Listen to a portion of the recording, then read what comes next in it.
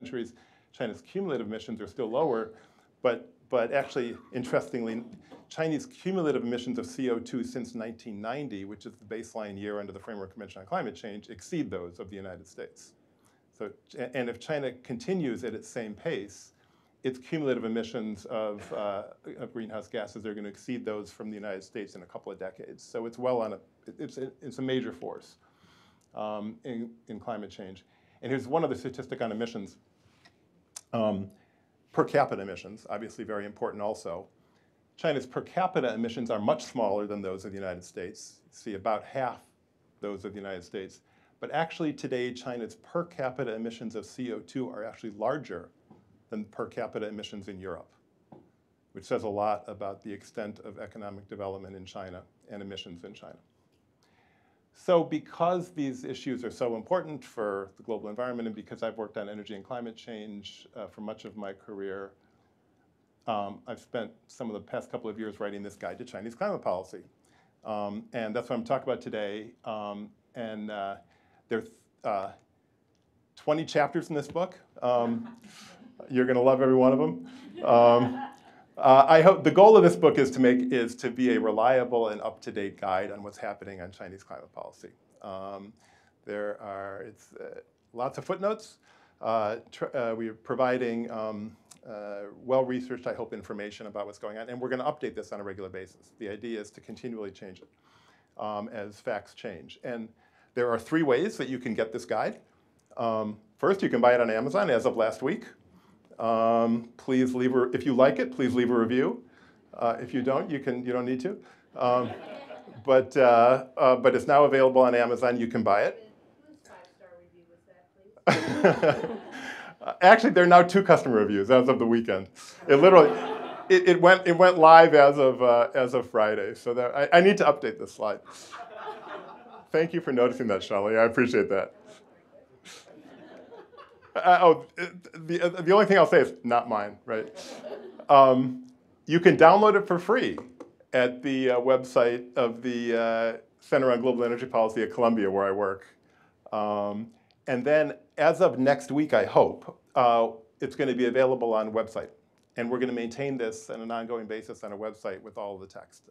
We're just in the final processes of developing this website, which we hope to launch next week. So I'm going to I'll run through it quickly, kind of what we do, and then my conclusions, and then look forward to talking to Emily. So spent a fair amount of time with the team digging into all the different emissions estimates that are out there for China. And the first chapter gets into that in detail. I'm not going to talk about this chart, but this just gives you a sense of the different organizations that are doing this and some of the different estimates. The second chapter talks about impacts of climate change in China. Shanghai had its hottest day ever last year, 105 degrees in Shanghai.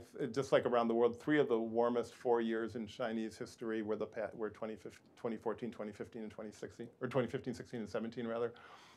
Found this chart, which is since 1951, when the most reliable records in China started to be developed, you see a pretty steady uptick in temperatures. And interestingly, the growth in temperatures in China is actually bigger than the global average. We're trying to figure out exactly why. I think it may have to do with heat island effect of urbanization, but dig into that data some. And then talk about the impacts of climate change in China. So among the most dramatic impacts of climate change in China is going to be sea level rise. So there are 550 million people who live in coastal provinces in China, 550 million. And so this is the same place I showed before, Shanghai, from a slightly different angle. And this is an estimate done by Climate Central, Karen Florini's group, of what, this is a computer projection of what Shanghai will look like after 2 degrees C, which is 3.6 degrees Fahrenheit of warming. And as, with a lot of climate experts in the room here, a lot of you know that this is likely to happen. As much as that is, this amount of global temperature rise is likely to happen. And this is the estimate of what this area will look like without seawalls. And this, by the way, is what the estimate of what it will look like after 4 degrees C of warming, which is a future that's possible. So enormous vulnerability to climate change in China right now. China uses more than half of the coal in the world. It produces almost half of the coal in the world. So another way of saying that is China uses more coal than the rest of the world combined. China has very stringent policies to crack down on coal.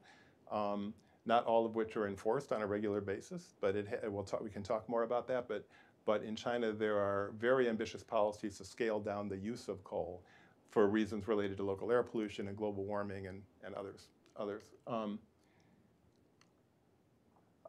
Got lots of maps in the guide. Had a really fun time finding them. This is a map of China's natural gas network.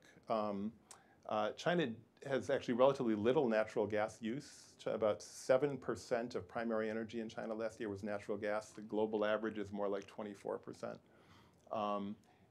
But it's scaling up natural gas use very quickly, particularly in northern China, to back out coal. And actually, last year, Beijing had the cleanest air that it had in about 20 years as a result of natural gas backing out coal use. Although there were natural gas shortages. So the good news is that the air was clean. The bad news is that some of the buildings were cold because there wasn't enough natural gas. Talk about natural gas policy. China is by far the largest deployer of solar energy in the world. Last year, more than half of the solar panels in the world that were deployed were in China. Here's a map of China's solar resources, which are really good, particularly in the West. China has great wind resources as well. The Chinese government has scaled up wind resources in a big way. One issue with renewable deployment in China has been curtailment. So China builds a lot of renewable energy facilities that then aren't quickly connected to the grid. And then there's grid dispatch rules that prevent the use of some of that in the same way that would in the United States. So that's an issue we could talk about if you're interested. By far the largest hydropower in the world, resource in the world. And the Three Gorges Dam, which is the largest dam in the world, is in China. A third of the nuclear plants in the world that are under construction are in China. So China, the future of the world nuclear industry is emerging right now in China. China's the biggest, got the biggest electric vehicle industry in the world today. Last year, 40% of the electric vehicles in the world that were sold were in China, with massive, by the way, deployment of electric vehicle charging infrastructure too. It's something we have a paper coming out on soon. So the message that you're getting here is it's the largest of everything. That's basically the summary. And then this is interesting too. China, you don't see this if you as a lot of people do when they travel to China, go to Beijing, go to Shanghai, go to Guangzhou, and go to Hong Kong. You don't see the forest, but actually China has pretty significant forest cover. And I flew out of a city called Xiamen in the southeast of China last year, and for an hour flying out, it was just continuous forest cover. It's pretty amazing. China has the world's largest forest conservation program and claims about 500 million metric tons of sequestration annually from forest cover. And then finally, this guide talks about the Belt and Road Initiative. The Belt and Road Initiative, which we could talk about more, is the kind of framework for Chinese foreign policy right now, reaching out around the world. It's the largest infrastructure program ever. It's sometimes compared to the Marshall Plan. In terms of real dollar figures, it's roughly 10 times bigger than the Marshall Plan, with a lot of coal plants being built, by the way, as part of the Belt and Road Initiative. So, okay, so I'm going to just run through. At the end of this guide, I have 5 broad conclusions. I'll run through this quickly, and then we can talk about any of this that's most interesting to you. So my first conclusion is that the Chinese government is taking significant steps to address climate change. First, they're cutting coal and scaling up low-carbon alternatives. The Chinese government is, as I said earlier, very serious policies about scaling back on coal, 5-year plan goals in that regard, replacing coal with natural gas, scaling up nuclear, scaling up renewables. Second, carbon pricing. So China today has a emissions trading program in its power sector, which is just being launched. It's had pilot programs in 7 different provinces. It's committed to the Chinese government is committed to putting a price on carbon. There's some real challenges in terms of the ability, the administrative efficacy of that program and the ability to launch it from an administrative standpoint. But the Chinese government is committed to a price on carbon.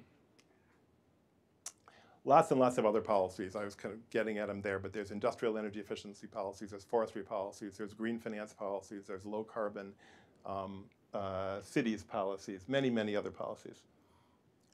China has a 2030 peaking goal. This got a lot of attention in the context of the US-China summits and the Paris Agreement. The goal is to peak carbon dioxide emissions by 2030. I think most people believe, most analysts believe that it can do so sooner than that.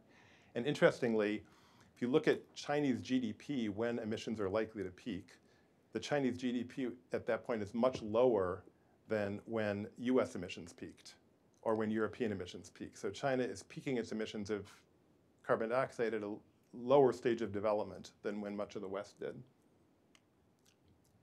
And then finally, public messaging. Interestingly, there are no climate deniers in China, or at least none with any observable influence on government policy. The Chinese government fully embraces climate change, believes in the reality of climate change, has a series of policies designed to address it. I've actually had, I don't know, probably half a dozen conversations with different people in China in the past couple of years who at some level didn't really believe that the US government was staffed by people who don't believe in climate change.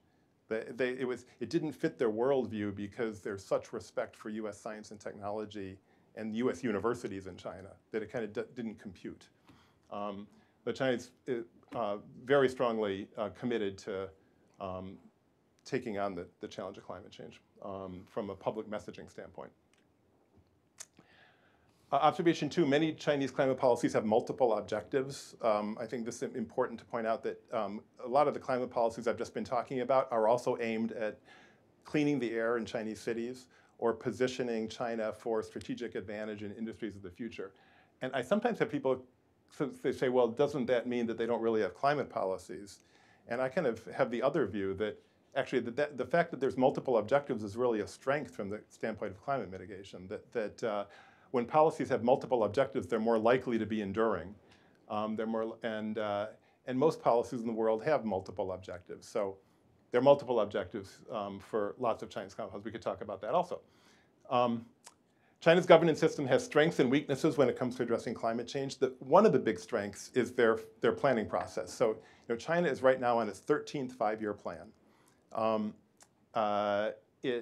China's the only country in the world I know that has 100-year goals. They have 2 centenary goals. So China has it's a 2021 goal that was announced in many ways, dates back to the 1990s, to have a moderately prosperous society by 2021, which is the 100-year anniversary of the Chinese Communist Party. And it has a 2049 goal. And the 2049 goal is to have a fully prosperous society and middle-class society by 2049, which is the 100-year anniversary of the launch of the People's Republic of China, the founding of the People's Republic of China. This type of long-term planning for a long-term issue like climate change, I think, is a big advantage. And it stands in stark contrast to what happens in this town. We can't pass a one-year budget appropriation bill in this town, right? And China is talking about 2049 goals. At the same time, China has some serious weaknesses when it comes to addressing climate change. I've already talked about one of them, which is administrative challenges. The administrative bureaucracy in China is often weak in many ministries. Many ministries are understaffed. Some of them aren't, but many of them are very understaffed. And the enforcement culture is not nearly what it is in the United States. In the United States, when a law is passed, we usually have systems for making sure it's enforced and followed through on. Maybe a debatable proposition, but we have a pretty strong enforcement culture. In China, that's not always the case. And then China's statistical systems are much weaker as well. Chinese statistical systems have improved a lot in the past decade, but are still not nearly up to developed world standards. This is important. Some Chinese policies run counter to climate change goals, and I think there are 2 that are particularly important in this regard. First is synthetic natural gas. So synthetic natural gas is natural gas that's made with coal, by gasifying coal or cooking coal in different ways, and then can be piped into cities and burned, and in the city it's cleaner.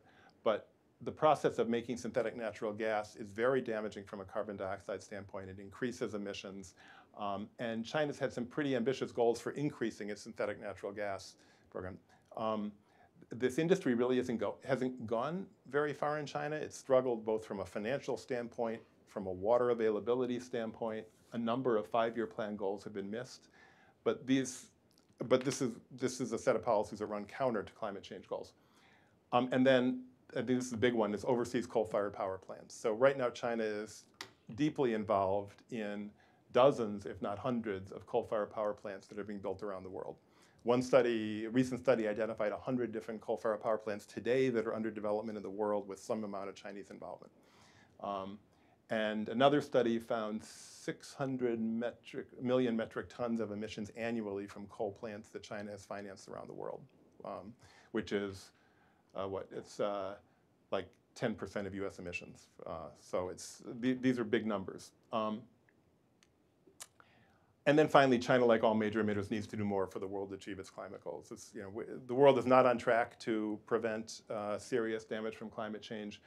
Every major emitter in the world, including China, is going to have to do a lot more for the world to achieve its climate goals. So if you want to know more, on Amazon, you can buy it. If you want to download 140 pages, download the PDF on our website, and then we hope to launch this website. So this is a really great group. I want to thank once again Aspen for hosting me. It's a fantastic group of people I want to acknowledge.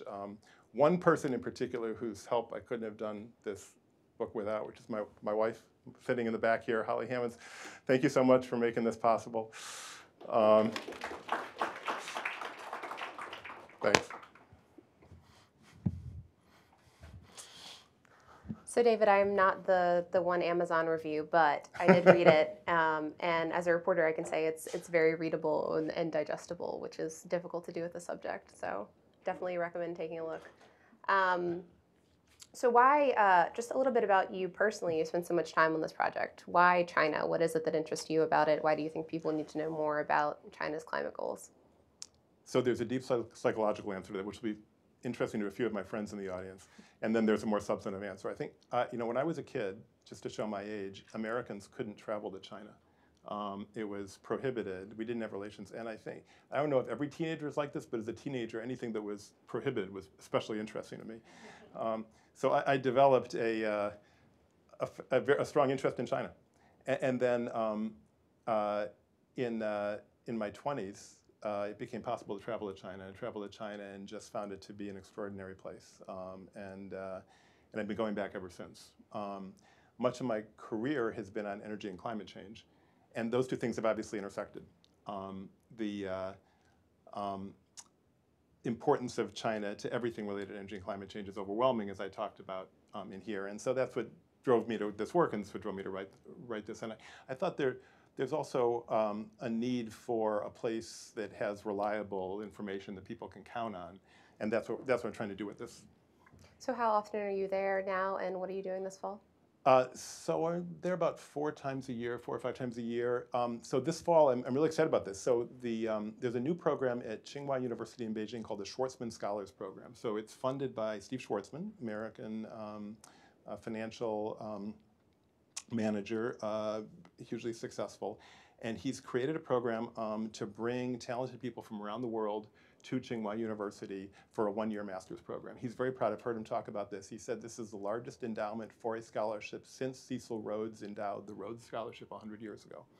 I'm going to teach a class on the clean energy transition at Tsinghua, which I'm looking forward to a lot. So, and you said you want this to be the most reliable source of information. How difficult is this to research? What kind of sources are you using, and how reliable is the information that's coming out of China? How transparent is it?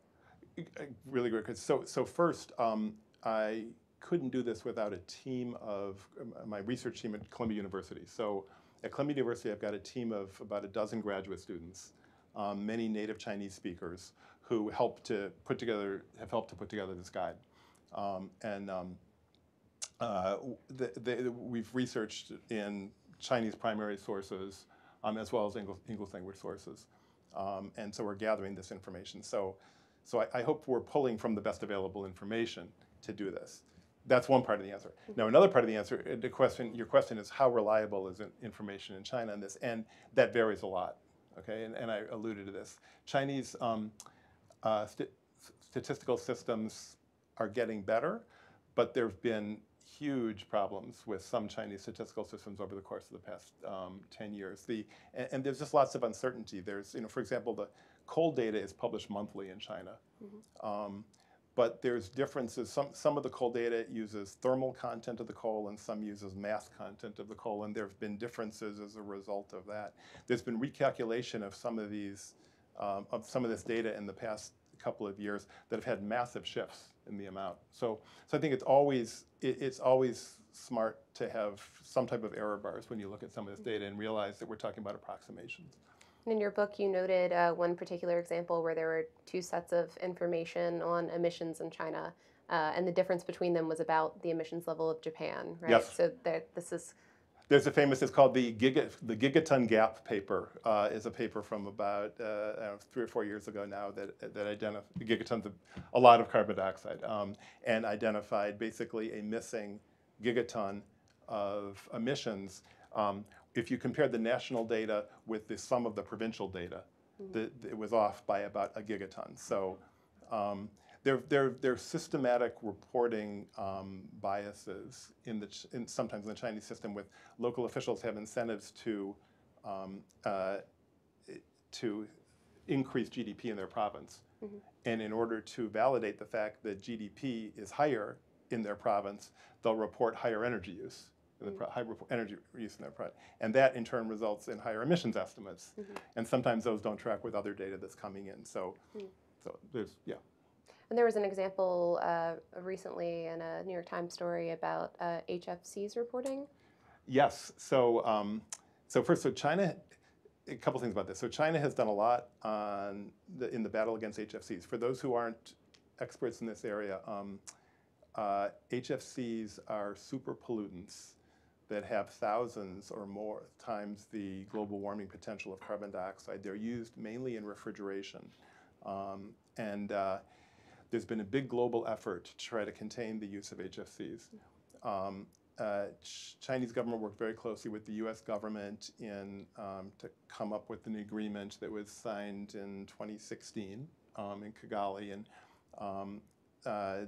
actually, at the first summit that Xi Jinping met Barack Obama which was 2013, I believe, the major announcement coming out of that summit related to HFCs and the work of the two governments together to develop a program on HFCs. China now has management programs to contain the use of HFCs, and a fair amount of effort going into this. But HFCs are at a higher level, a higher concentration in the atmosphere than can be fully explained by what countries are reporting. And so there's been an effort to try to figure out where the missing HFCs are coming from. And there's recent reporting that some of it may be coming from China, which is consistent with some of what I was saying earlier about the enforcement culture. And the one thing I want to add to that is that I hope I got most of that right, because sitting in the room, we have two of the leading experts in this. So I want to thank Tad and Xiaopo, Tad and Xiaopo actually reviewed my chapter on HFCs to make sure I got it right. So I don't know, since Emily's asked the question, I could put you guys on the spot. If there's anything you want to add to either now or later, by all means, feel free. So, on HFCs. You don't have to be on the spot. We can. We can elaborate later. Okay. Great. But they know what they're talking about on this. So, yeah. So and you also lay out the 4 goals that China set out as its NDC, its nationally determined contributions for the Paris Agreement, Yes. which was the agreement that the U.S. and China had was essential to that passing, right? So maybe you can walk us through those things that they're still looking at doing. Yeah. Well, so first of all, so China has kind of, the Chinese government has 4 headline goals when it comes to their climate change policy. And the 4 headline goals are first, the 2030 peaking goal, which I've already talked about. Second, a goal to have 20% non-fossil energy by 2030. Third is an energy efficiency goal, or an energy intensity goal, also by 2030, off of a 60%, it's a reduction off of a 2005 baseline. And then fourth, they have a forest goal. So these are kind of 4 broad headline goals. And then their 5-year plans and their other policies all work towards achieving those goals. So those are 4 goals. But you asked about the U.S. And there's an important story there, which I think a lot of people in the room are broadly familiar with it, but it's worth kind of remembering, which is that in the 2014 period, the US government and the Chinese government engaged in some very serious diplomacy to come together on the topic of climate change. And I was involved in an earlier stage in that. I was in the Obama administration between 2009 and 2013. And it was really striking during that period. There was a lot of tension in the relationship, and even a lot of tension over energy issues. I mean, I had very, very challenging conversations with Chinese counterparts within the US government about issues including IP theft and Iran oil sanctions, where the Chinese government deeply resented what the US government was asking it to do with respect to reducing imports of Iranian oil. But we managed to find ways to work together on clean energy and climate change.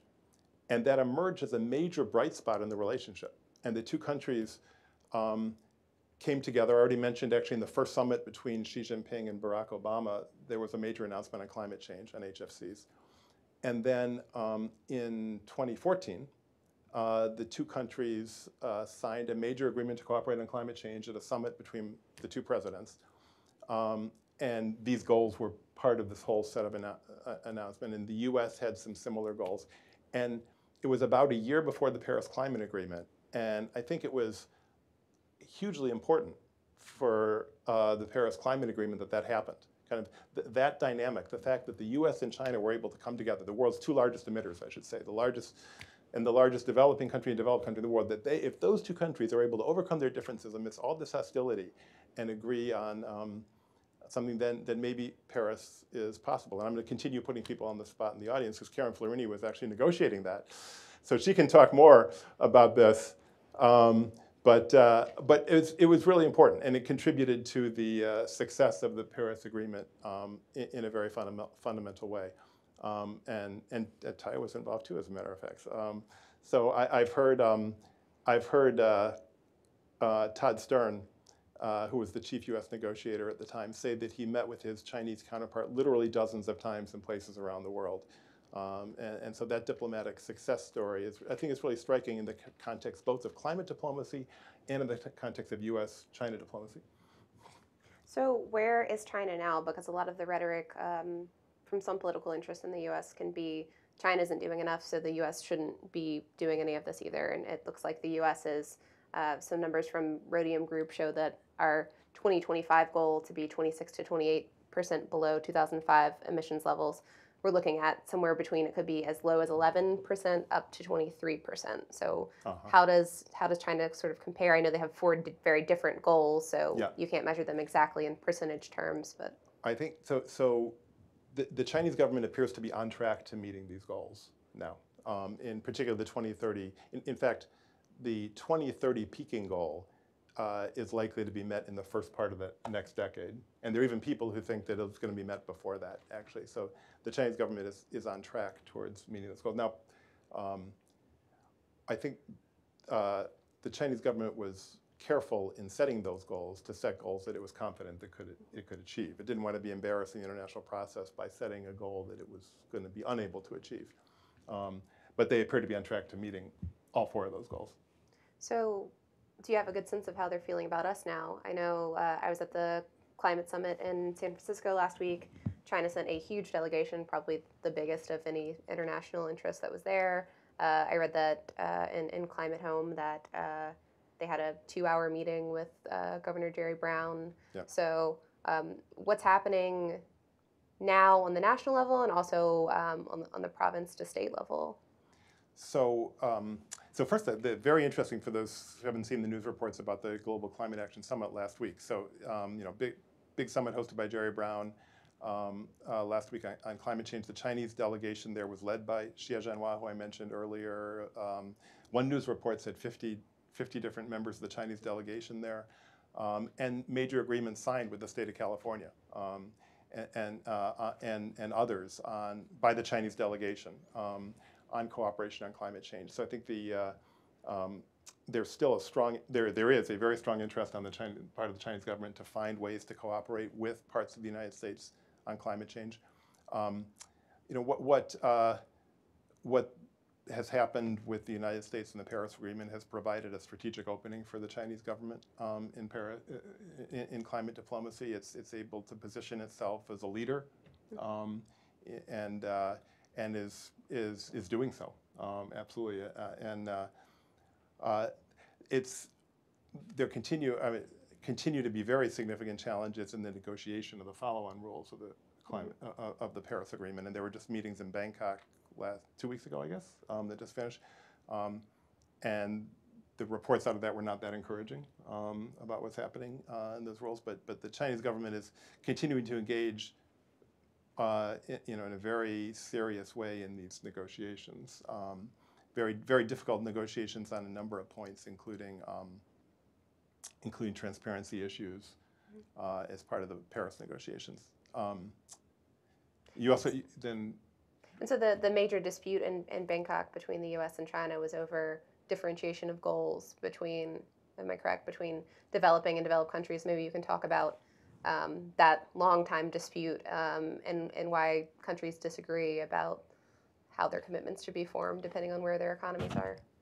So,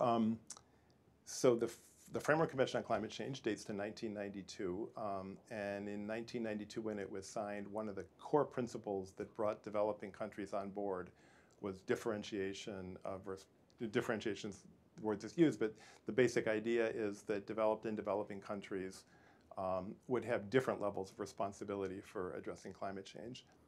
There's actually no mechanism in the Framework Convention on Climate Change for a country to graduate from being a developing country to a developed country.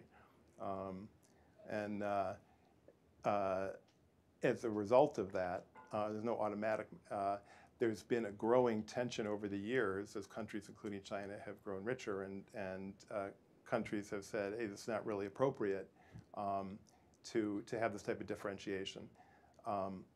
That remains an issue in the negotiations. The Paris Agreement managed to overcome that problem by requiring each country to submit its own proposal. It's called self-differentiation.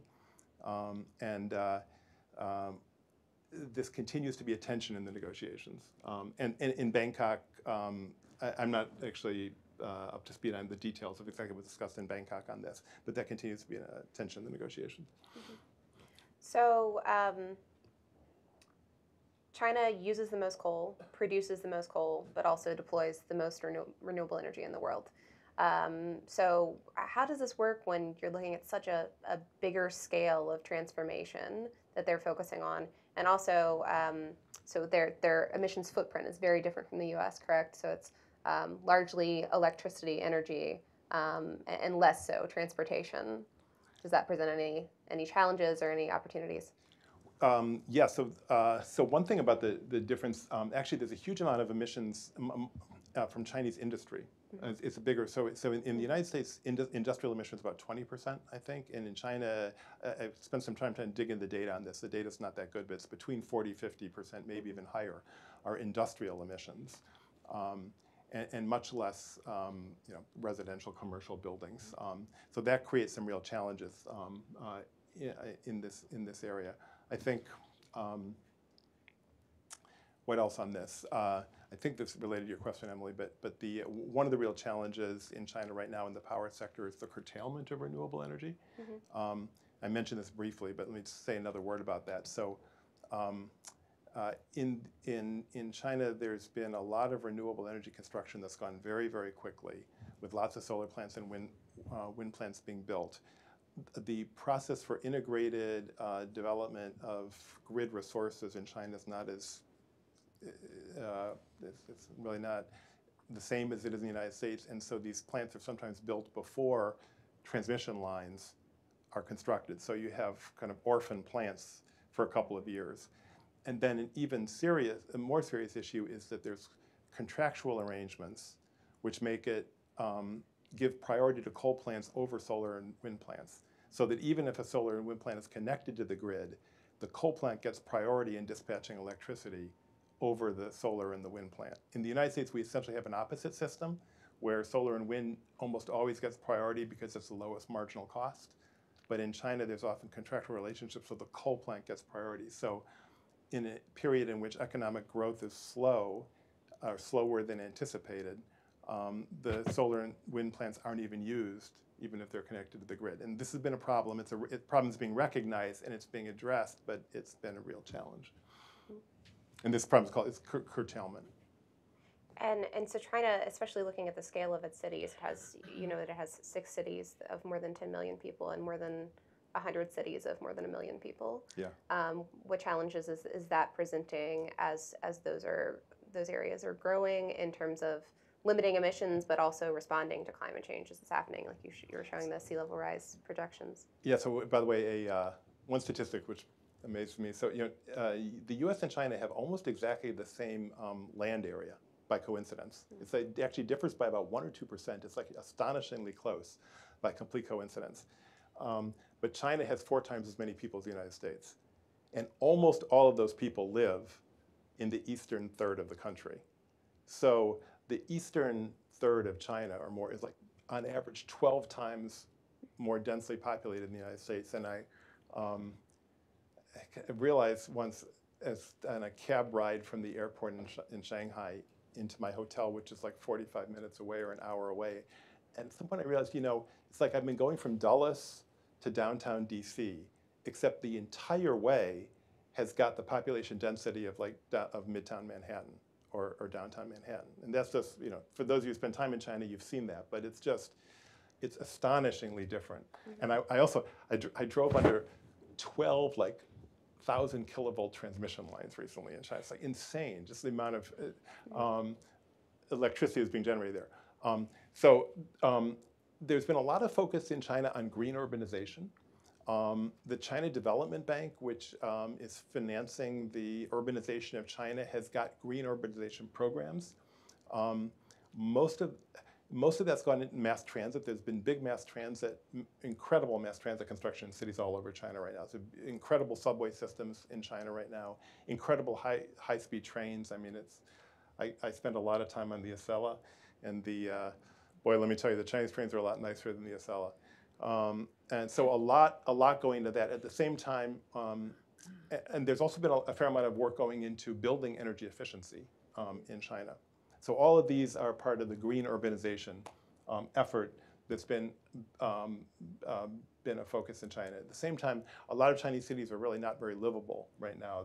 They're not very walkable. They're being built in ways that require cars to get around everywhere. And so there's a bit of a movement in China right now to try to change that. But at this point, Chinese cities are being built to look a lot more like Los Angeles than Aspen, let me say that. So. Are a lot of the cities coastal and facing sea level rise? They are, thank you. So incredible population density right against the coast in China. And that's where they're building a lot of the nuclear plants also. And yes, there's a lot. There's a push inward on some of the coast, but a lot of the nuclear plants have been along the coast. Yeah. So, and what other climate threats is China already facing? Flooding, drought? Both those. So, ironically, climate change leads to both more floods and more droughts, more heavy rain events, right? It intensifies the hydrologic cycle, and so you get more heavy downpours and more droughts. China has experienced that in the past several decades. The data is pretty compelling on this. China has had very serious droughts and very serious massive rain events. There's a huge effort within the Chinese government and the Chinese academies of science in the past decade, roughly, on adaptation, and a chapter about this as well. So big investment, big attention at least going into adaptation, and a group of 900 scientists from around China convened by the Chinese Academy of Sciences to look at what China needs to do on adaptation to climate change and investment in things like seawalls and lots of other things that are required in this. And so how are things different in China? They have their 5-year plans that are very centralized, and they also do a lot of directing of provinces to pursue specific things, like you were talking about the carbon market that some of them are piloting. Yeah. How does that work out differently for them than we would see a climate policy working in the U.S.? So the planning process is just very different in China than it is in the United States. China is, as I mentioned earlier, China is on its 13th 5-year plan right now. And in the 5-year planning process, the government will establish goals. And it establishes goals, for example, for things like emissions or for coal use or for solar development. So it'll say by 2020, we want a certain number of gigawatts of solar to be deployed. And then policies, individual ministries adopt policies to try to achieve those goals. The 5-year planning process is not always, it always drives policy. Not every 5-year plan goal is met. So often it moves ministries in a certain direction, but if barriers arise, then sometimes the process slows down. But it still has a very important impact on policy. And it's, so that's part of, now, it also affects the planning in the provinces. And this famous Chinese saying that the mountains are high and the emperor is far away. And provinces, the provinces in China are, some of them have, 130 million people in them. So they're as larger than most nations in the world. So these provincial governments have a lot of authority, a lot of power. And they will sometimes take action that is not entirely aligned with what Beijing wants to have happen. So there's push and pull in the Chinese governance process. But there's a 5-year plan process that sets goals, that creates some momentum among ministries, in provinces, and then there are different pushes and pulls towards actual policy. I'm really, and by the way, I'm aware as I'm saying this, there's so much expertise on the room on some of these things. So I hope we'll go to question and get some views from some people on this. Great.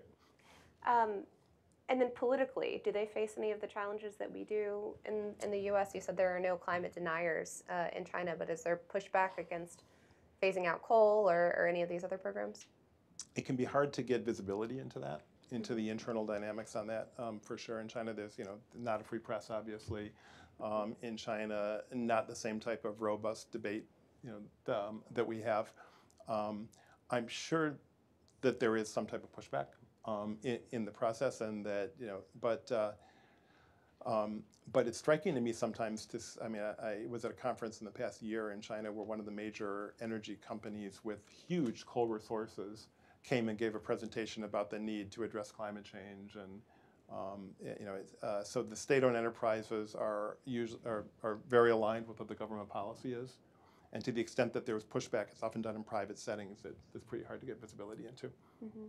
And you were talking about the industrial emissions being much higher than they are here in the U.S., but the carbon market is focused mainly on electricity, correct? So That's is there exactly any right. movement on regulating or limiting the emissions from industrial sources? Well, so there's long-standing programs on industrial energy efficiency and efforts to improve that in China.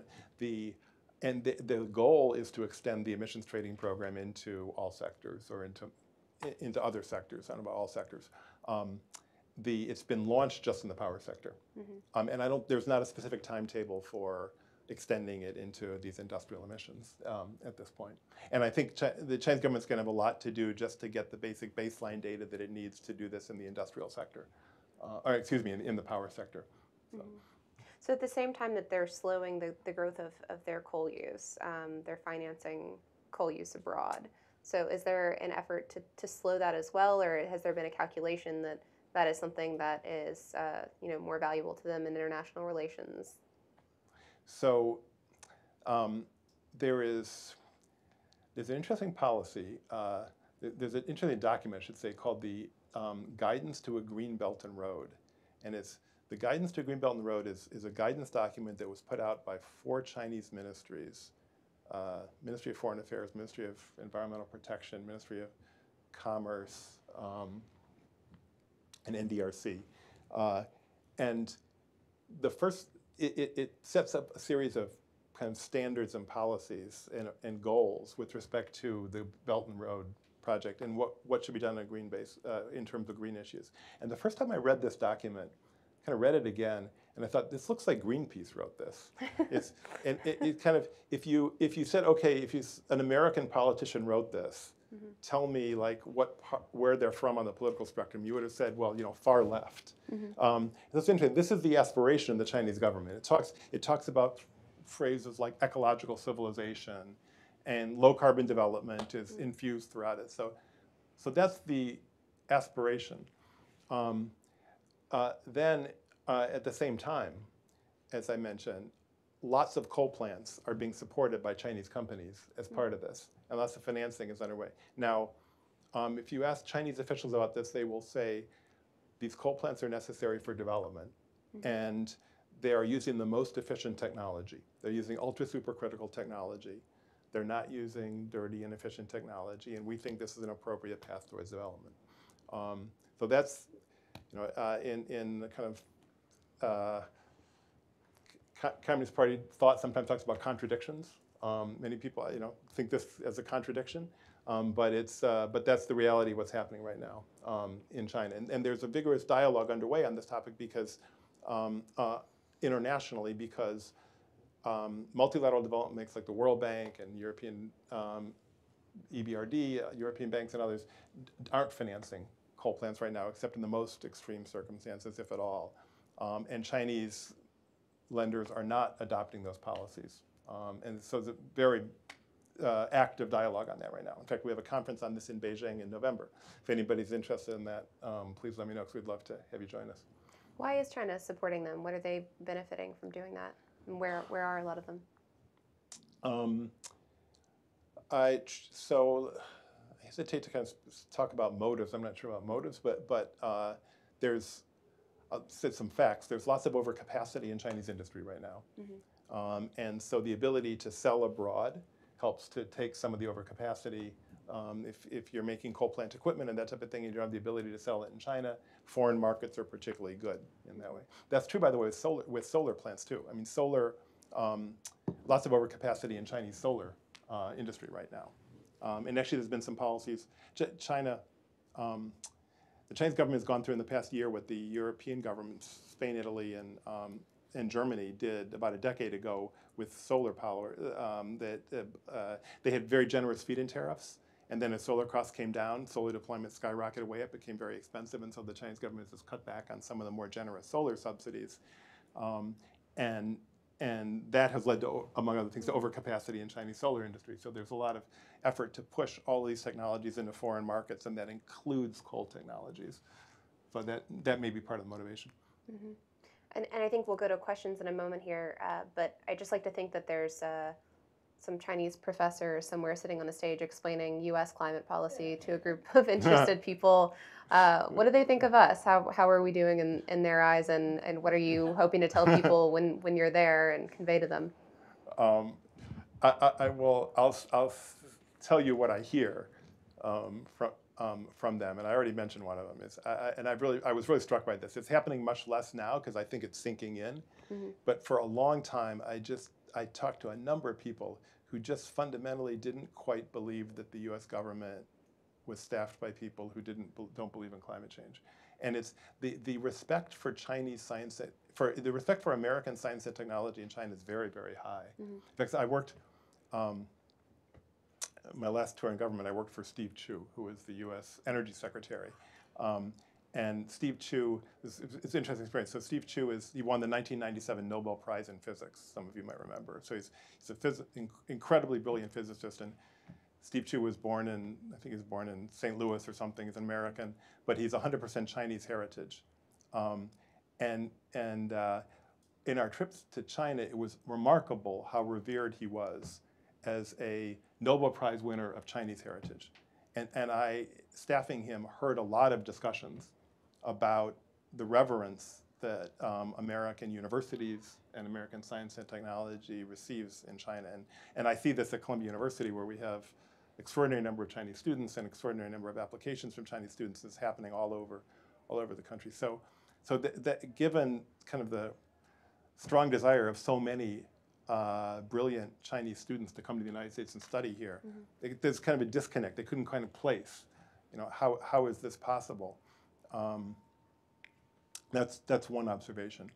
A second observation is, and I've seen this going back and forth between China and the United States over many years, there's incredible mutual distrust on both sides. And the basic framework that I often get in the United States, if you had to summarize it kind of at the bumper sticker level. It would be they're trying to steal our jobs. Like I think it's obviously much more sophisticated, but that's the template that a lot of Americans bring to China. They're trying to steal our jobs. They're not playing fair economically. The other side of that, the Chinese view, the bumper sticker version, I think I would characterize as they're trying to contain us. Like the view from China, looking at US policies, is this is all about trying to keep us from growing. And so every policy the United States has is looked at in that framework. And often as a US official, one needs to spend time kind of explaining, no, that's really not what the agenda is, and it's met with suspicion. So I think those are two of the attitudes that I've experienced in my dealings. Thank you, David. Do we have any questions to start? I think there's a microphone going around. Or comments, things we missed? Yeah, I was wondering if you would share your thoughts on the Polar Silk Road extension and the Near-Arctic State Proclamation from China. Could you introduce yourselves? Oh, yeah, my name is Marisol Maddox. I'm an intern at the Wilson Center, and I'm a graduate student. Thank you. So, so a couple things to say about this. So the question is about the Polar Silk Road. So, the background here is that the Arctic is melting, right? And it's opening up to ship lanes in a way that it was never open before. Lots of countries are scrambling for ability to access the Arctic, and China is definitely one of them. And lots of oil and gas resources, lots of shipping advantage, and China's position itself well there. Now, it's interesting. This says something about the scope of the Belt and Road Initiative, by the way. So, the Belt and Road Initiative, kind of, at least in original concept, it's funny. One of the first questions I often get about the Belt and Road Initiative is, where does that name come from? It's kind of an odd name. And so, the belt is like the belt across Asia. And this is kind of confusing. The road is actually a maritime sea lane. The road is the maritime sea lane under the belly of Asia. That's what the Belt and Road Initiative refers to. So it's kind of the idea of the old Silk Road going from China to Europe. Well, I held a conference on the Belt and Road Initiative last year, and a Chinese official said to me, "Oh, you should invite the head of State Grid Brazil." I said, "Really? Is Brazil part of the Belt and Road?" And she said, "Yeah, everything's part of the Belt and Road." Like, and so along those lines, it's interesting that the polar ice caps are being considered part of the Belt and Road Initiative, right? And it's kind of part of the broad frame of Chinese outreach internationally. And China has expressed a lot of interest in the polar regions, being able to access the polar regions, maintain access there. Including for areas, by the way, related to energy. So there's a new, there's a liquid natural gas facility on the north coast of Russia, which China is starting to get natural gas from. So it's of great interest. But can I ask you, are you working on this? Is there anything you'd like to add to that? So I'm focusing on security implications of an opening Arctic and looking at the active players in the region.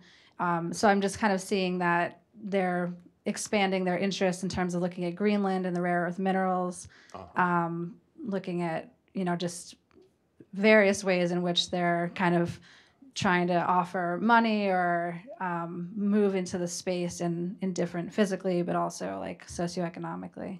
So I was just kind of curious if something had come up, recently for you, if you had any, insights into that. I study it in general.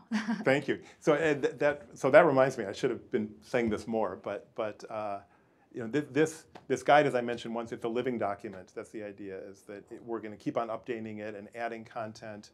And so if there are topics that you see that are not covered, or if there are updates or that type of thing, we've got a email address, ChineseClimatePolicy@columbia.edu. And when the website is launched, we're going to have a comment box, or you can just write me at dsandalow@columbia.edu. But I'd love to keep on adding material on that topic or others.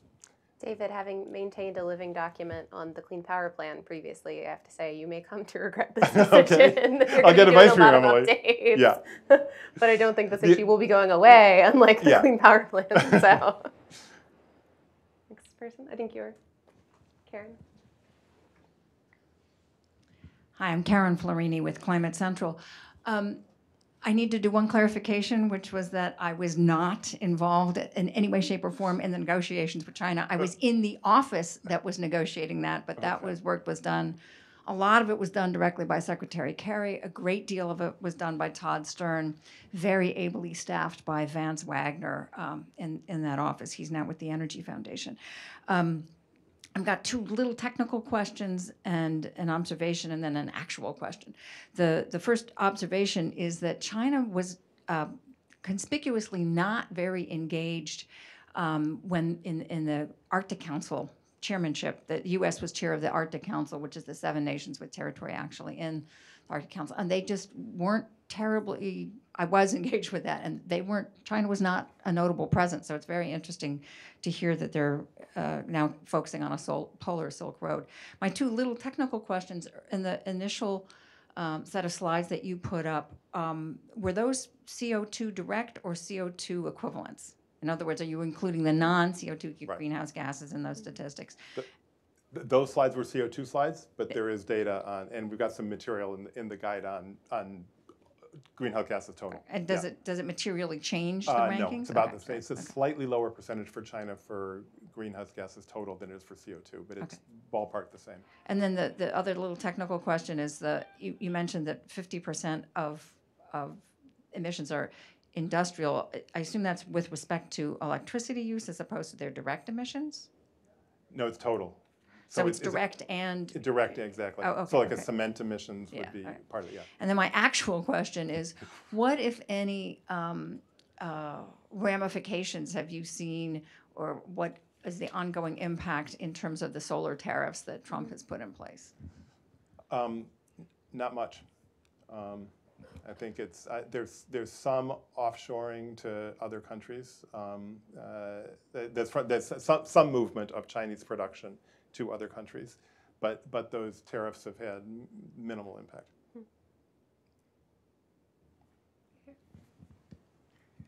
Hi, I'm Barton Rubenstein, co-founder of the Mother Earth Project. I have a general question, but after that I have a couple of small questions that might be related to this general question, which is basically, from all your experience with China and the rest of the world, what are the holes in this process that's happening globally to save the planet? Like, where do you see the glaring spots that need extra focus? And then the second thing, my family was in China, and we did experience all the air pollution, and we also saw in Shanghai, we saw that there was like 20 little vehicles that were plugged in, so there was tons of electric vehicles in the streets. So one of the big conversations we had is what are the drivers in China that is creating this accelerated focus on being green? We had a lot of conversations that it was based on seeing all the pollution in the air, and it was a cultural revolution of sorts, or is it just that they're lucky to have a president that's very focused on a green GMP? And then the last part of this question is, what is the power of having like a cooperation? You mentioned about the Chinese delegation coming to this meeting with at the Global Summit in San Francisco. What are the advantages of this happening, and how is that powerful? Because I don't understand the power of that. So I'll go backwards on your question. So first, I think international cooperation can be a very significant driver for a lot of countries, including for China. And it both empowers forces within China that want to move in this direction. It provides assistance, and so I think, and then it also motivates others to act. So I think for all those reasons, this type of international cooperation is important. The kind of core of any of these policies are what happens at home and the domestic policies, but international cooperation is really an important part of all this. You asked about the drivers, and by which I think you mean the forces that are pushing this, right? Not like the drivers of the electric vehicles, but so look, some of the pollution in China in many Chinese cities has been absolutely horrific for a long time, and just horrible air pollution, and that's had it's in many ways one of the biggest political issues in China right now, and China as a country, has reached a level of wealth, particularly in the East, where the people are not tolerating that type of pollution. And we've seen this type of development pattern in many countries, right? As they get wealthier and are able to and take on the pollution challenges. And I think it's a huge driver, to use your term, of action in this area right now. And I think it has some similarity to the United States in the 1960s and 70s in some ways, that, where when the Cuyahoga River caught fire and Pittsburgh was terribly polluted and that type of thing, and the American people stood up and said, we're not going to tolerate this, and that led to a generation of environmental laws and progress. And China's at a similar juncture in terms of where it is with environmental issues right now. And boy, your first question, I think, was like, what do we do to solve this problem? That's a really big one. There's so many of them. All right. Do you mean in opportunities or in communication? Like all the things that Spirit's agreement sounds great. And what are the things that need to happen? I'm sorry. What are the things that need to happen? Like, for instance, our organization is art focused, so we basically reach out to communities around the world to create a parachute, which is our work about their concerns about their environment, and then they take it to their local government to exact change. And that's one thing that we're doing. But I mean, I'm just sort of curious, where is the biggest bang for the buck that's happening with trying to save the planet? Boy, that's such a big question.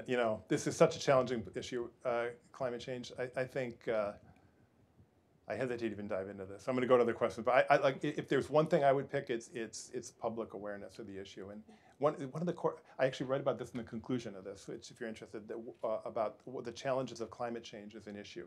And one of the core challenges is it's an invisible, odorless gas that's causing these problems, right? It's unlike the pollution that we're talking about. These are invisible, odorless gases. So mobilizing, publics in that sense, and then these problems take place over a period of time that seems long in the course of an ordinary human life.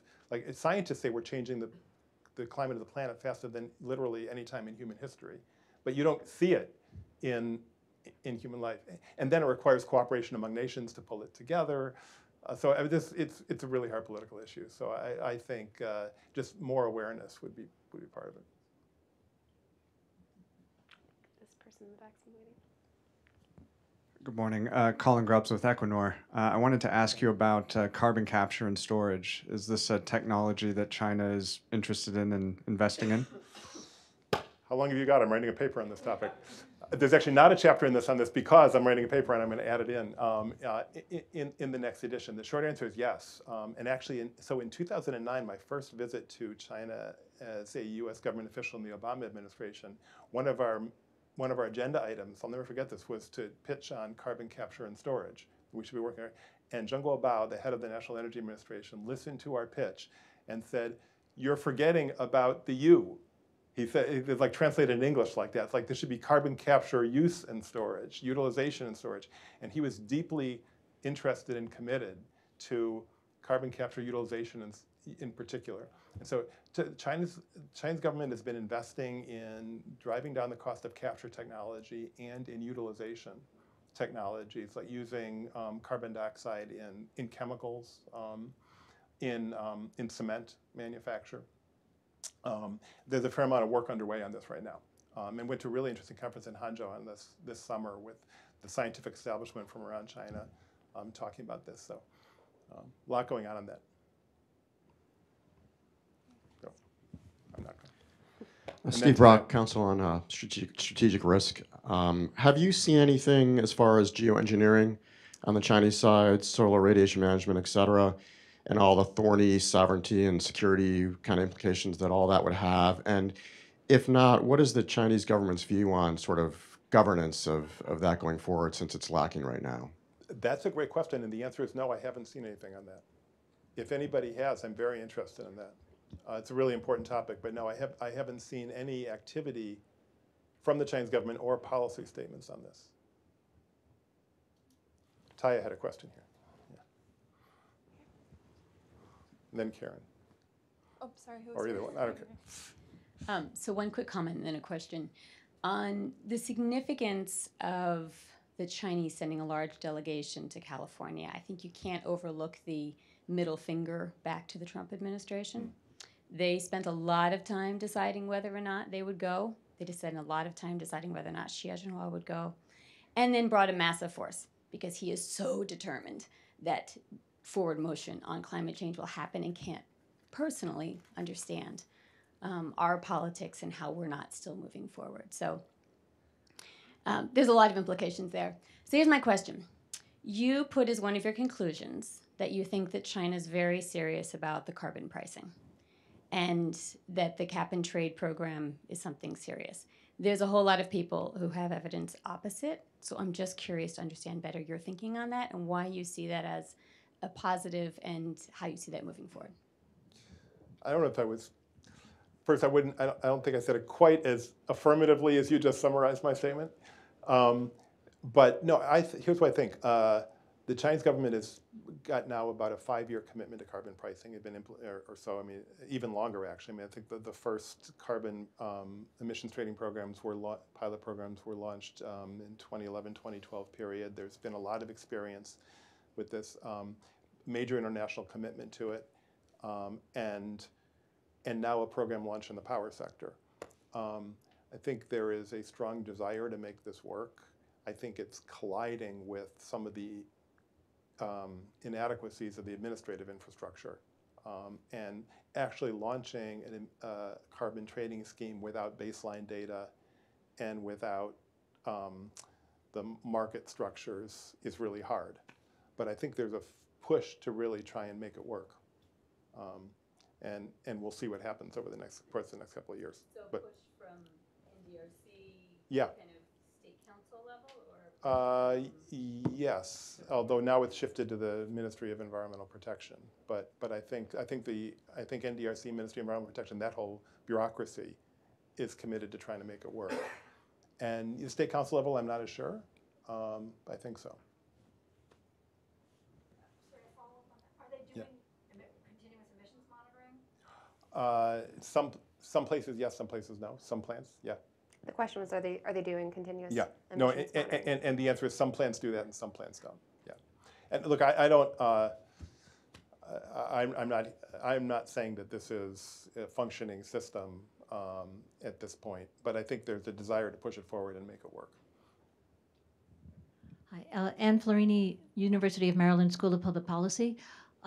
David, this looks like a tremendous accomplishment in everything that you've pulled together, so I'm going to ask you if you can do a couple more things. One is, earlier question on where are the big holes. One of the biggest holes in dealing with climate policy is actually on financial regulation, because the entire financial system is set up to support fossil fuels. Yeah. And the People's Bank of China has been one of the global leaders in trying to rethink how does one do financial regulation such that it comports with a sustainability agenda. Is there anything in what you're monitoring that looks at what China is doing on the financial regulation side that relates to this? The other is on OBOR, One Belt, One Road. Is there any way of measuring the climate impacts of the investments that are being made under OBOR? So, yes, chapter 16, I think, is the green finance chapter, and talk about exactly these issues. And as I think Ann was talking about, the People's Bank of China actually was the first central bank in the world to have a green finance policy, and is pushing green bonds and green loans of different kinds. And actually in the G20 summit process, when China chaired in 2016, I think, green finance was pushed forward by the Chinese leadership as part of that whole summit process. So, so there's a lot of work underway in this, and talking, and I've got more on this in the book. One big issue on this is that Chinese green bond standards allow financing of coal-fired power plants. If they're super efficient. So, and there's a strong view from some quarters that doesn't qualify as green finance, but there's a lot of push on the Chinese side on green finance. And yeah, One Belt and the Belt and Road Initiative, green finance or quantification efforts. There's a lot of work underway on this. There's some good studies.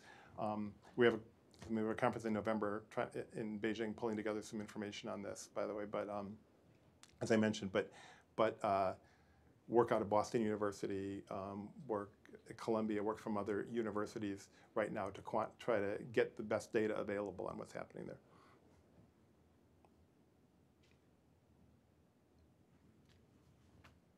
Hi, Bill.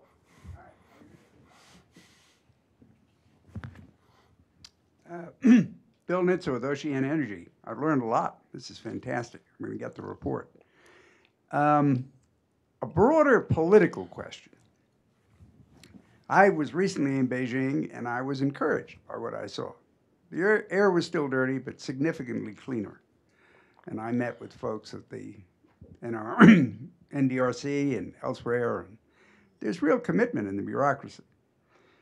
But isn't there a potential problem from the top in terms of the emerging political environment? Part of what we accomplished when we were accomplishing things was from the bottom up. It was citizen activism. And that is precisely what Xi Jinping is trying to shut down.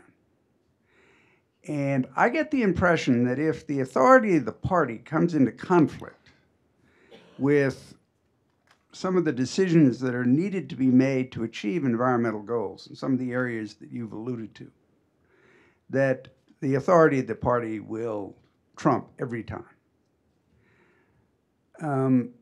And I'm just worried that this increasingly authoritarian political climate at the center will begin to put constraints on the kind of progress that you're hoping for. That's a really interesting observation, Bill.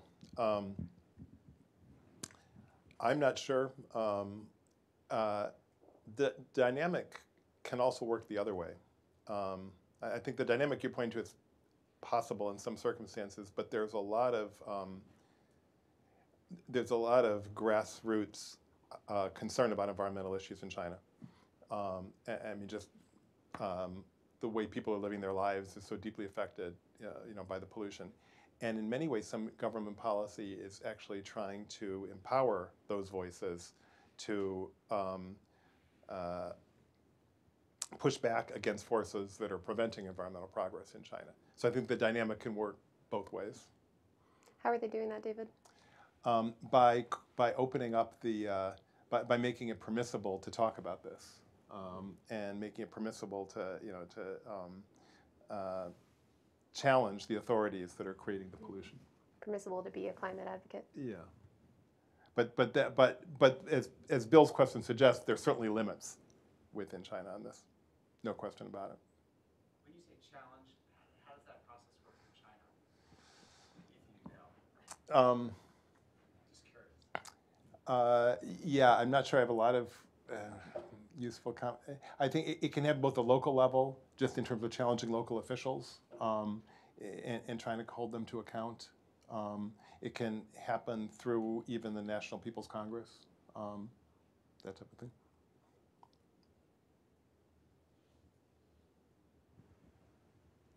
Thanks, Annie Petzon, KDF. Congratulations. It's really a tremendous bringing together of lots of material. Just to follow up on the very last set of questions, it seems to me that one of the things that the current Chinese government does is turn to research institutes like Tsinghua University. And so I think you have a very interesting opportunity ahead of you. I wonder if you can comment on that. That's absolutely true. And it's, as I kind of alluded to earlier, I think there's a lot of respect for expertise in China. There's a lot of respect for engineering and science expertise. Some people have said China's a government run by engineers and the U.S. has a government run by lawyers. And it's actually, to a first degree of approximation, that's true. And the university system is really important in China, as is the academies. So the Chinese Academy of Science, Chinese Academy of Engineering, and they have a lot of influence on the issues that they spend time on. And Tsinghua, I'm thrilled to be spending time at Tsinghua University, which is an extraordinary university, and lots of really capable people there.